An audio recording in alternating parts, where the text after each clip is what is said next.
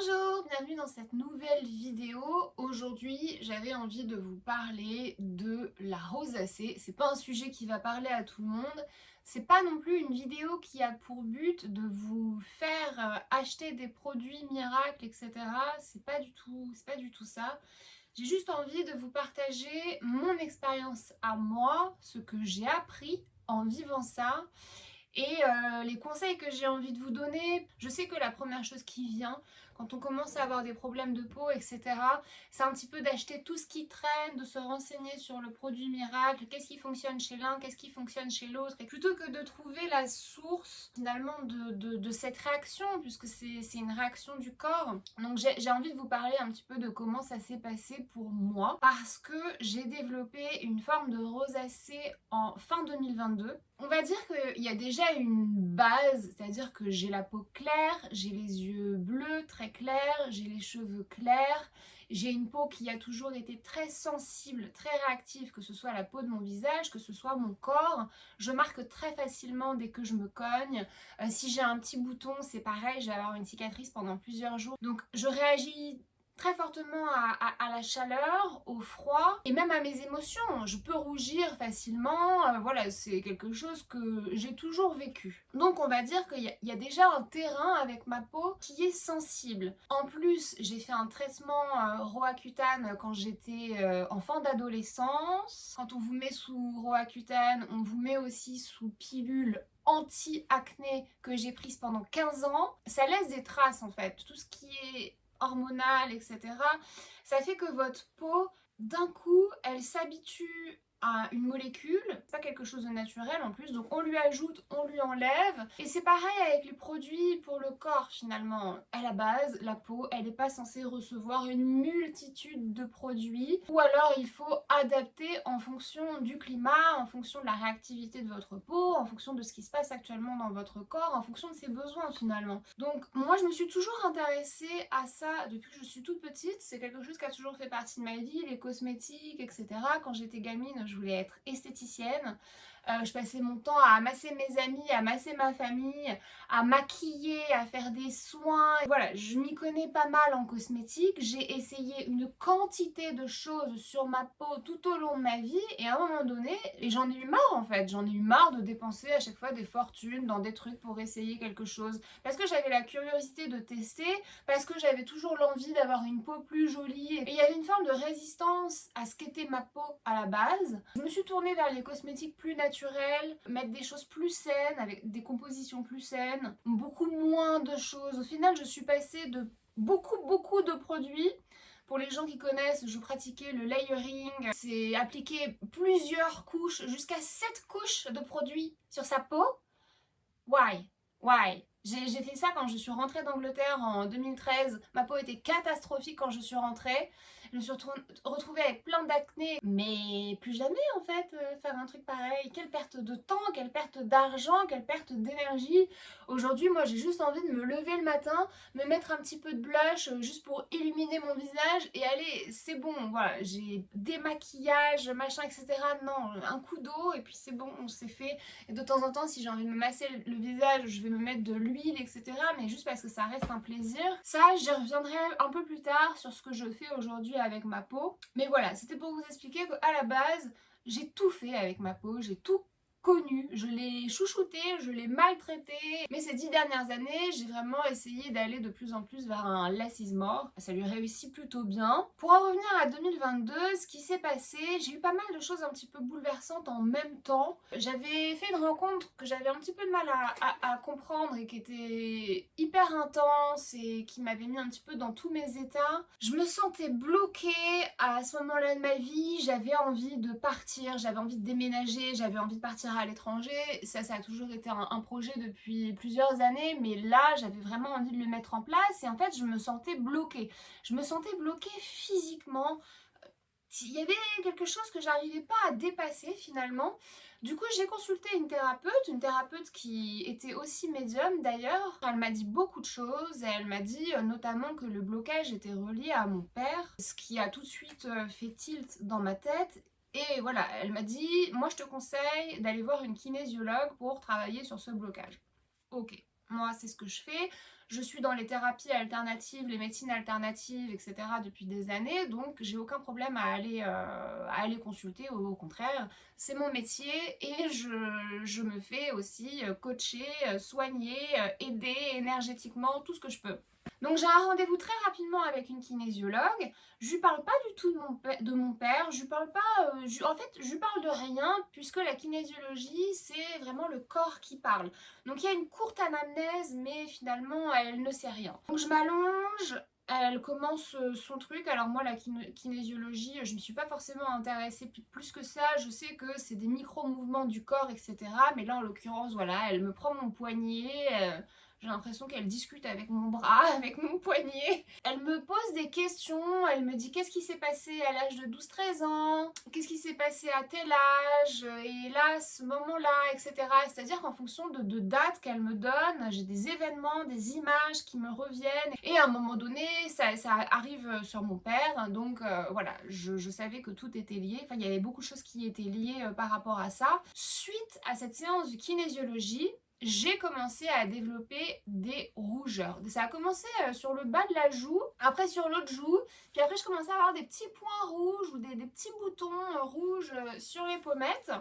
Et c'est pas allé en s'arrangeant, c'est allé de pire en pire. C'est-à-dire que plus les semaines avançaient, plus je commençais à avoir un petit peu des taches rouges, mais même pire que ça, c'est-à-dire que toute l'après-midi j'avais le visage rouge, j'avais les joues rouges, je me sentais brûlée en fait, je me sentais brûlée de l'intérieur, je sentais mon visage surchauffé, ouais, ça s'est aggravé de ouf, c'est allé de pire en pire, ma peau était de plus en plus sèche, de plus en plus réactive, j'avais toujours ces taches rouges qui restaient même quand je n'avais pas des flushs là, des bouffées de rougeur, tout allait mal. Émotionnellement, j'étais pas bien, je me suis mis à perdre du poids de fou, je me suis mis à avoir des angoisses. Je vivais très mal, d'ailleurs aussi, ce truc-là, avec ma peau, je le vivais très mal et en fait, je sentais qu'il y avait un truc, je sentais qu'il y avait une colère, quoi. Je le comprenais pas, je mettais pas encore les mots dessus, mais je sentais que cette séance de kinésiologie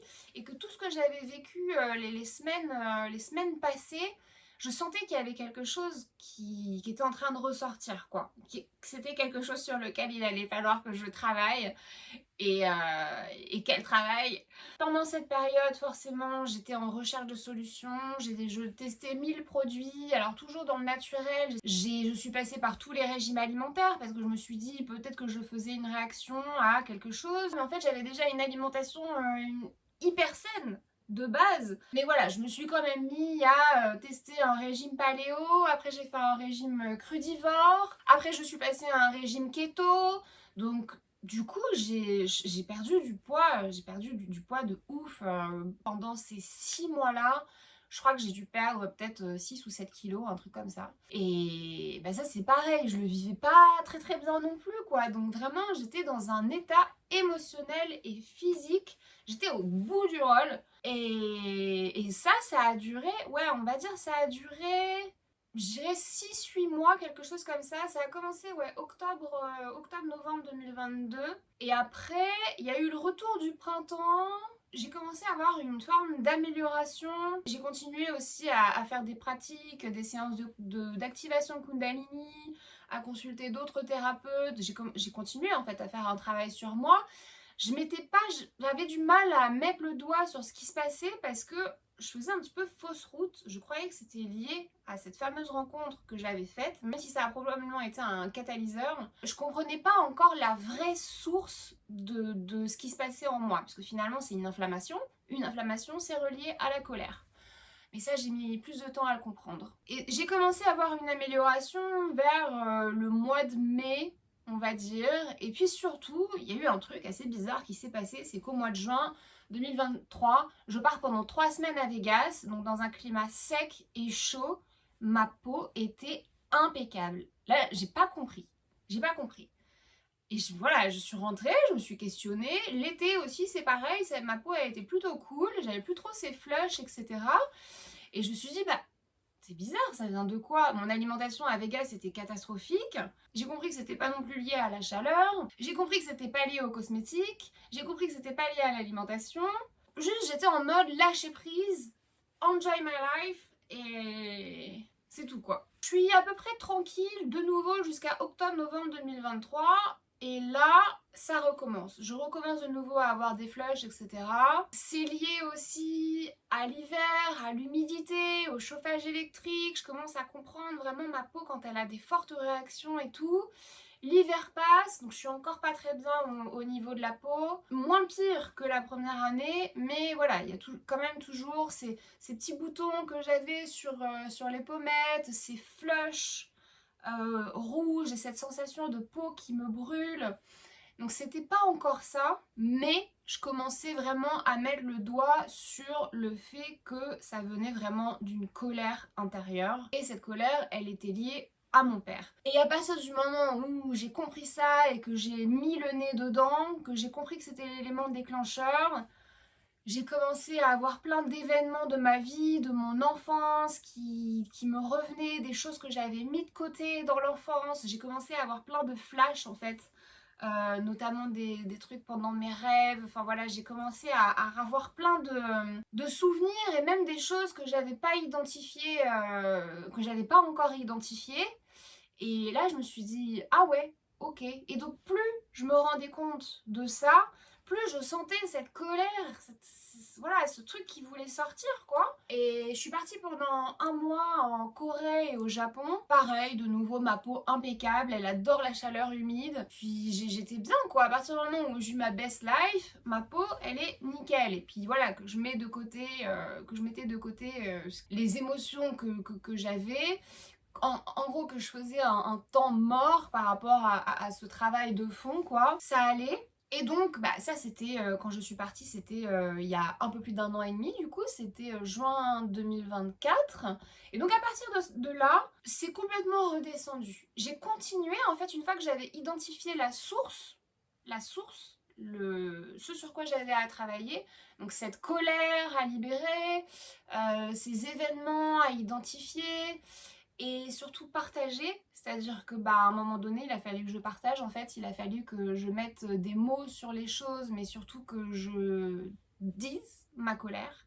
En fait, à partir du moment où je garde les choses pour moi, je crée des nœuds énergétiques, des nœuds émotionnels en moi, et ça se traduit par mon corps. Moi, c'est toujours mon corps qui me parle. Dès que je fais un blocage émotionnel ou un blocage sur quelque chose, ça se traduit toujours par mon corps. Et des fois, c'est impressionnant. Cette année, en 2025, il s'est passé plein de trucs dans ma vie. Autant vous dire que mon corps, il a morflé dans tous les sens. Mais d'une manière inattendue, de manière... J'ai l'impression qu'à chaque fois, c'est une petite nouveauté dans ma vie. Ah mais tiens, ça, on lui a pas encore mis. Et si on lui faisait tester cette expérience-là? Allez, why not? Du coup, voilà, c'est 3 dernières années, ça a été un vrai travail personnel, un vrai travail de déconstruction, tant somatique que mental. C'est aussi pour ça que j'avais fait une pause au niveau du coaching mental, etc. Parce que je m'étais dirigée vers l'apprentissage des pratiques somatiques, donc l'activation de la Kundalini, les soins énergétiques. J'ai découvert que en fait, tout s'est débloqué. J'ai récupéré la médiumnité que j'avais quand j'étais gamine, j'ai récupéré le magnétisme et la possibilité de faire des soins énergétiques. Je me suis formée au Laoshi, je me suis formée à plein de trucs. Et ça a toujours été pour moi à la base, c'était pour m'aider moi, c'est-à-dire que je consultais des pratiquants pour moi, et si la technique me plaisait, je me formais pour pouvoir le faire sur moi, et forcément j'ai toujours su que je reviendrais au coaching, donc aussi pour pouvoir aider au mieux, accompagner au mieux, et faire un accompagnement holistique pour les personnes avec qui je travaille. Et je vais pas vous dire que ça a été un chemin facile, ça n'a pas du tout été le cas, surtout quand j'ai atteint le point de stop où il a vraiment fallu que je dise tout ce que j'avais sur le cœur, en fait,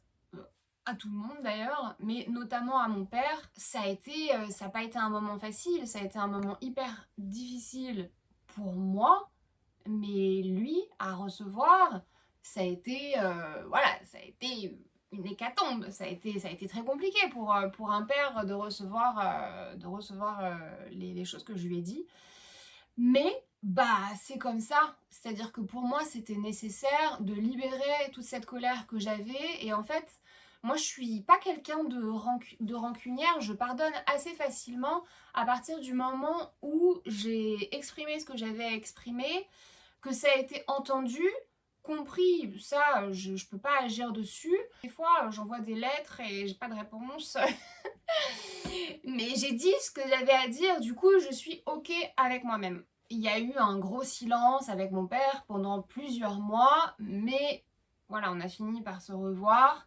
Pas reparler forcément de ce qui s'était passé parce que c'était ni le lieu ni le moment, mais moi, j'ai ressenti une forme d'apaisement qui a débloqué tellement de choses dans ma vie finalement.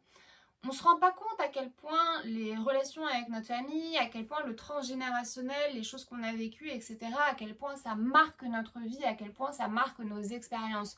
Moi, je sais que ma relation avec mon père, ça a impacté énormément ma relation à l'argent, ma relation aux hommes, ma relation au travail. Ça a impacté tellement de choses dans ma vie, mais à partir du moment où j'ai commencé un travail sur cette relation, un travail de libération, un travail de compréhension, un travail de pardon, un travail de dialogue, etc. C'est fou en fait à quel point ça vient tout débloquer et dans tous les domaines que j'ai cités. Mes relations ne font que s'améliorer. Ma manière aussi de les gérer, ma manière de me sentir avec un homme, ma manière de me sentir avec moi-même, ma manière de m'aimer, ma confiance en moi, mon estime de moi, ma manière de travailler avec les autres, ma manière de communiquer, ma manière de gérer mon argent. Dans quelques semaines, je vais m'installer à l'étranger. Enfin, tout se débloque à partir du moment où on dépasse ces nœuds émotionnels, ces nœuds transgénérationnels, à partir du moment où on vient libérer tout ça. Donc, ma rosacée, elle a été présente, on va dire, voilà, pendant 2 ans, mais de manière fluctuante et principalement pendant 2 hivers, d'ailleurs, on va dire pendant 6-8 mois à chaque fois sur l'année. Mais j'ai pas de regret en fait d'avoir vécu ça parce que ça m'a tellement apporté, ça m'a tellement changé, ça m'a tellement ouvert les yeux sur moi, sur l'importance que je pouvais donner aussi à mon apparence, sur l'importance que je pouvais donner au regard des autres sur moi, sur la manière que je pouvais avoir de me cacher si je me trouvais pas suffisamment jolie ou si je me trouvais pas au top de moi-même, la manière dont je pouvais facilement me juger, être exigeante envers moi-même et du coup aussi envers les autres. Enfin, ça m'a ouvert tellement de choses que je suis hyper reconnaissante finalement d'avoir eu ça parce que voilà, encore une fois, ça me fait passer à un autre step et j'en suis ravie. Maintenant, pour les choses que j'ai observées aussi, je comprends aussi maintenant ce que ma peau, elle n'aime pas. Donc tout ce qui est chaleur électrique, les radiateurs électriques, machin, etc. Ma peau, elle déteste. Si je suis dans une pièce surchauffée, déjà, je vais pas me sentir bien physiquement. Et à côté d'un radiateur électrique, je sais que je peux facilement réagir. Mais je sais que par exemple, elle adore la chaleur humide, elle adore la chaleur sèche, donc mais naturelle, quoi. Ce genre de climat, elle adore, mais par contre, le climat froid et humide, là, par exemple, de la France actuellement, ça, c'est pas ce qu'elle préfère. Mais ça va, j'en suis plus à ce que j'étais avant. Aujourd'hui, ma peau va très bien. Je sais pertinemment que quand il y a quelque chose, ce sera soit lié à un changement hormonal ou à voilà, quelque chose d'émotionnel que j'arrive pas encore à digérer ou à faire passer, ou alors juste que j'ai refoulé, quoi, puisque ça m'arrive encore, ou à un truc que j'ai mangé. Voilà, j'ai toujours une intolérance au lactose. Si je mange trop de sucre, je peux avoir des petites réactions, etc. Mais ça, on va dire, soit je m'en fous, ou soit je le fais en conscience et puis basta. Donc voilà, j'avais envie de vous partager parce que je sais qu'on peut facilement tourner en rond, mais gardez en tête que rosacée, rouge c'est inflammation, l'inflammation c'est la colère, c'est probablement émotionnel, même s'il peut y avoir un terrain génétique, je vous dis, une peau claire, les yeux très clairs, etc. C'est toujours une réaction, justement, une réaction du corps. Donc s'il y a réaction, il faut creuser en fait. Et vous allez vous en sortir, il y a des solutions, mais allez peut-être chercher vers autre chose que les cosmétiques.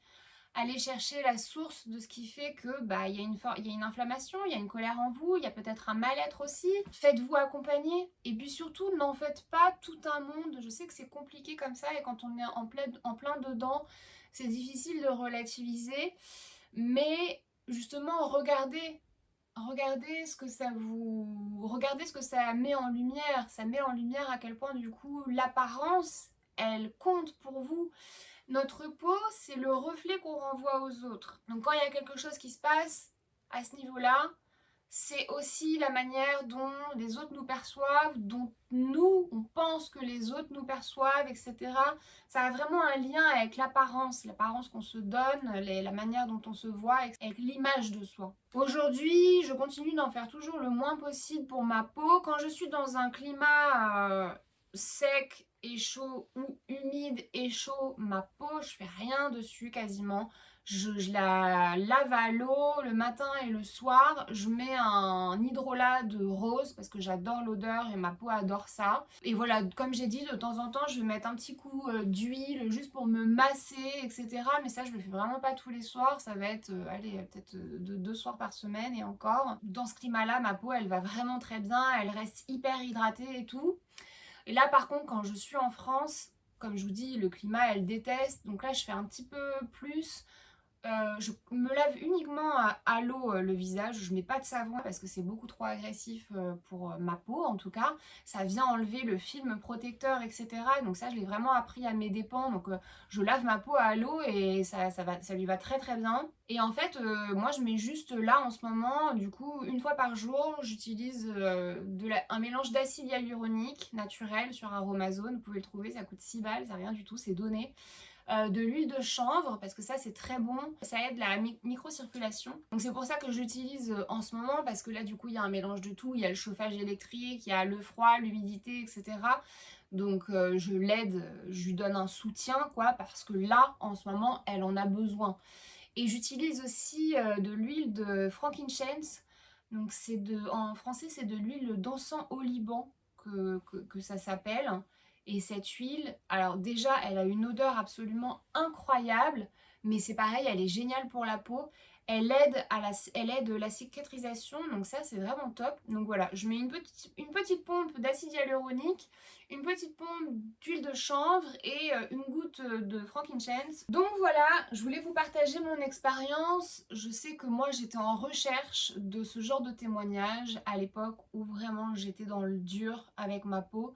Je recherchais de l'aide en fait, je recherchais des personnes qui s'en étaient sorties, je recherchais des tips quoi, et voilà. Mais mon conseil ce serait vraiment de vous faire accompagner émotionnellement et de vous faire accompagner physiquement.